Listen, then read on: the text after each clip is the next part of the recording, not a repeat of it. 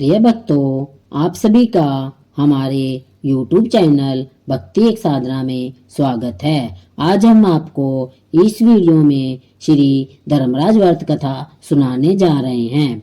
एक समय की बात है कि नैमिषारण्य में शास्त्रों सौनक आदि ऋषिगण परम श्रद्धा के साथ पुराणों के मर्मज्ञ सूत जी महाराज जी से पूछने लगे, भगवान, हम आपके मुखारबिंद से धर्मराज जी की कथा, उसका विधान तथा महात्म्य सुनना चाहते हैं। सो अब आप कृपया करके हमें यह सुनाइए। सूत जी बोले, हे ऋषियों, आप लोगों ने मनुष्य के कल्याण की कामना से मुझसे यह प्रश्न पूछा है, अतः आज मैं आप लोगों को धर्मराज जी की कथा ही सुनाता हूँ। सारे तीर्थ तथा व्रत करने से तथा नाना प्रकार का दान देने वाले मनुष्य भी जिनके उद्यापन को किए बिना सुख के भागी नहीं हो सकते हैं। इस विषय में आप लोगों को इस लोक में सुख और आगे स्वर्ग सुख प्राप्ति के लिए धर्मराज जी की श्रेष्ठ कथा कहूँगा। आप लोग विश्वास रखकर श्रवण करें। पूर्व काल की बात है कि राजा बब्रुवाहन मौर्यपुर में राज्य करता था। वह राजा बड़ा धर्मात्मा, दयालु तथा गो, ब्राह्मण और अतिथियों का पूजक था। उसके राज्य में हरिदास नाम वाला बड़ा विद्वान श्रेष्ठ ब्राह्मण रहता था। उसकी पत्नी भी बहुत सुशील और धर्मवती थी, जिसका नाम गुणवती था। हरिदास विष्णु भगवान का बहुत ही बड़ा भक्त था। तदनुसार उसकी पत्नी श्री भगवान की भक्त और पतिव्रता थी। उसने प्राय सभी प्रसिद्ध देवताओं के व्रत किए, परंतु धर्मराज की यानी धर्मराज की नाम से प्रभु की सेवा कभी नहीं की। वह गणेश के, चंद्रमा के, हरतालिका आदि देवताओं के, राम जन्म, जन्माष्टमी, शिवरात्रि आदि शिवजी के सभी व्रत किया करती थी और बड़ी श्रद्धा से सदा एकादशी का व्रत करती हुई यथाशक्ति दान भी दिया करती थी और अतिथि सेवा से कभी विमुख नहीं होती थी। इस प्रकार धर्मपरायण यह वृद्धावस्था में मृत्यु को प्राप्त हुई तो धर्माचरण के प्रभाव से यमदूत उसे आदर पूर्वक धर्मराज के पुर को ले गए। दक्षिण दिशा में पृथ्वी से कुछ ऊपर अंतरिक्ष में धर्मराज का बड़ा भारी नगर है, जो कि पापी लोगों को भयदायक है। धर्मराज का पुर 1000 योजन का है। वह चौकोर है तथा उसके 4 द्वार है।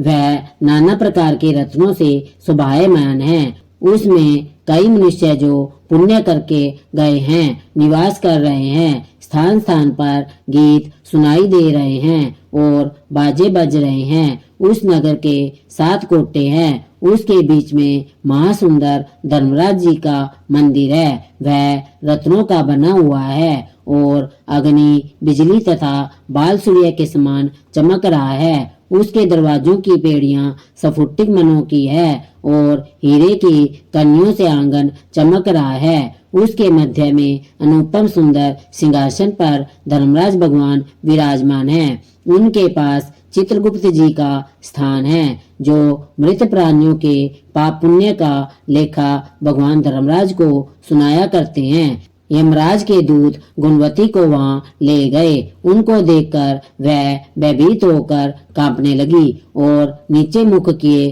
खड़ी हो गई। चित्रगुप्त जी ने उनके पुनर्जन्म के किए हुए पाप पुण्य का लेखा जोखा पढ़कर सुनाया। धर्मराज जी उस गुणवती की हरिहर आदि सब देवों में तथा अपने पति में भक्ति देखकर प्रसन्न हुए, पर कुछ उदासी भी उसके मुखमंडल पर झलकती हुई गुणवती जी को दिखाई दी। महाराज जी को उदास देखकर गुणवती ने निवेदन किया कि हे प्रभु, मेरी समझ में मैंने कोई दुष्कृत्य नहीं किया, फिर भी आप उदास क्यों हैं? इसका कारण बताइए।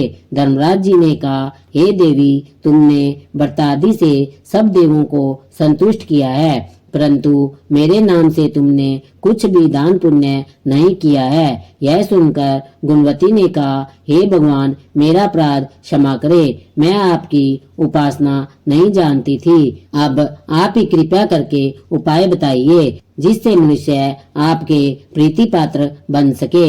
यदि मैं आपके भक्ति मार्ग को आपके मुख से श्रवण कर वापस मृत्यु लोक में जा सकूं तो आपको संतुष्ट करने का उपाय करूंगी। धर्मराज ने कहा, सूर्य भगवान के उत्तरायण में जाते ही जो महापुण्यवती मकर संक्रांति आती है उस दिन से मेरी पूजा शुरू करनी चाहिए। इस प्रकार साल भर मेरी कथा सुने और पूजा करे।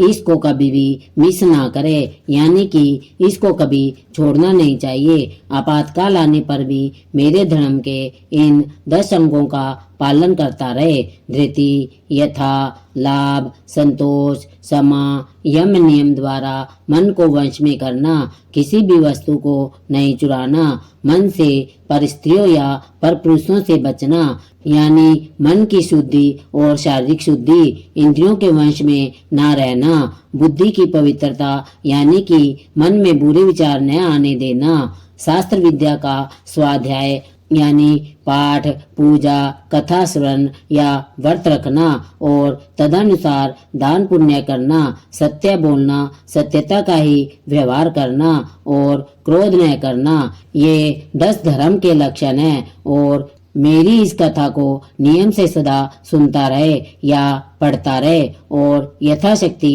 दान पुण्य तथा परोपकार करता रहे। जब साल भर बाद फिर मकर संक्रांति आवे तब उद्यापन कर दे। सोने की या असमर्थ्य हो तो चांदी की मूर्ति बनवावे। विद्वान ब्राह्मणों के द्वारा पूजा हवन आदि करे। मूर्ति की प्राण प्रतिष्ठा कर पंचामृत से स्नान कराकर षष्ठोपचार से उसकी पूजा करे। मेरे साथ में श्री चित्रगुप्त जी की भी पूजा करे और सफेद काले तिलों के लड्डू का भोग लगावे। हमारी पूर्ण तुष्टि के लिए ब्राह्मणों को भी जिमावे और बांस की छावड़ी में 5.25 सेर धान्य ज्वार जो मुक्ता तुल्य मानी है भरकर गुरु या ब्राह्मणों को भेंट करे। स्वर्ग में चढ़ने के लिए सोने या चांदी की निस्वर्णी भी दान देवे। सुंदर बनी हुई शैया भी दान दे जिस पर मुलायम गद्दा, तकिया और रजाई हो। इसके सिवाय कंबल, पादुकाएं, बांस की लकड़ी, लोटा, डोर, 5 कपड़े तथा 5 वस्त्र भी दान देना चाहिए। गोदान की सामर्थ्य हो तो सफेद या लाल गायें मेरे लिए और काली गाय चित्रगुप्त जी के लिए दान देवे। ये दान की वस्तु सर्वसाधारण के लिए है। धनवान व्यक्ति भी दान दे तो और भी अधिक दे सकते हैं। गुणवती ने भगवान से अब यह प्रार्थना की, हे प्रभु, यदि ऐसी बात है तो मुझे यमदूतों से छुड़ाकर फिर संसार में भेजिए जिससे मैं आपकी कथा का प्रचार कर सकूं। जो ही उसकी प्रार्थना पर भगवान धर्मराज ने स्वीकृति दी, उसी समय उसके मृत शरीर में पुनः प्राणों का संचार हो गया और उसके पुत्र आदि कहने लगे कि बड़ी प्रसन्नता है कि हमारी माताजी मरकर भी जिंदा हो गई। इसके अनंतर गुणवती ने अपने पति पुत्र आदि को सब बातें कही जो धर्मराज ने मनुष्य के कल्याण के लिए उसको कही थी और खुद ने भी वह व्रत शुरू कर दिया। मकर संक्रांति से ही उसने प्रतिदिन धर्मराज जी की पूजा यह कथा आरंभ कर दी और स्वर्ग में जाने के लिए दान पुण्यादि कर्म भी प्रारंभ कर दिए। इस प्रकार वह गुणवती साल भर में धर्म कथा सुनकर तथा धर्म के 10 अंगों का पालन कर मृत्यु प्रांत जब स्वर्ग में पहुंची तो देवताओं ने उसका आदर किया और सदा स्वर्गीय भोगों को भोगती रही। सूत जी महाराज ने सौनक आदि ऋषियों से कहा कि हे मुनियों, जिस घर में स्त्री या पुरुष इस धर्मराज व्रत कथा को श्रद्धा से प्रतिदिन पढ़ते और सुनते हैं वे दुखों से मुक्त हो जाते हैं। इसमें कुछ भी संशय की बात नहीं है।